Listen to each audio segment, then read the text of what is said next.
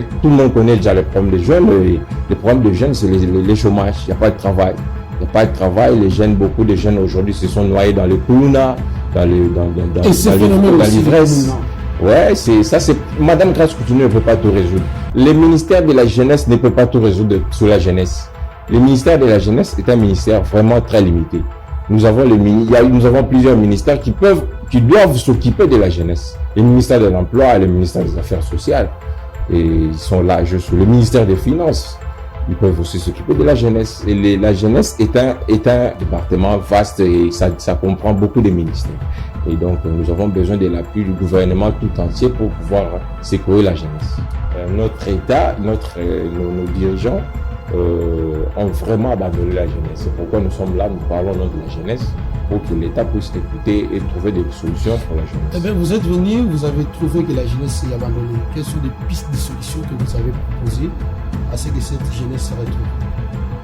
Et parmi nos priorités, les pistes de solutions que nous avons préparées, et c'est d'abord le financement des projets de jeunes. Nous avons des jeunes ici dans ce pays, beaucoup de jeunes ont des projets, des projets bien établis, mais il manque de financement. Mais il y a plusieurs structures créées dans ce secteur-là avec la maison de l'entrepreneur d'ailleurs qui est ici avec nous. Il y a FOGEC, il y a plusieurs structures comme ça. Il y a aussi Fonds de promotion pour l'écriture. Il y a plusieurs structures qui œuvrent dans ce secteur-là. Oui, on peut dire ça, oui, on peut dire qu'il y a plusieurs structures, mais c'est minime par rapport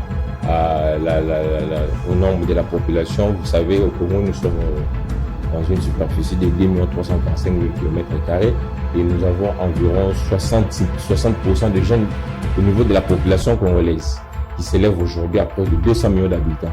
Et donc, avoir 2-3 structures, ça ne suffit pas. Ça ne suffit pas. Et puis, nous voulons étendre ces structures au niveau national dans toutes les provinces. Nous voulons avoir des systèmes de financement qui seront là, qui doivent être là, actifs pour pouvoir aider les jeunes. Et le financement, vous demandez pour les bailleurs de fonds ou soit vous demandez à l'État congolais? Les deux. Nous demandons à ce que l'État en premier, parce que l'État doit être en premier pour pouvoir aider la jeunesse. Et puis, nous demandons aussi à ceux qui ont des fonds, ceux qui ont des moyens, qui puissent aider la jeunesse congolaise, parce que dans tous les pays du monde, si vous voyez la nouvelle technologie aujourd'hui, et même si vous voyez tous les grands entrepreneurs aujourd'hui dans le monde, et même les Mark Zuckerberg, ils ont été financés. Ils ont été financés grâce à leur intelligence.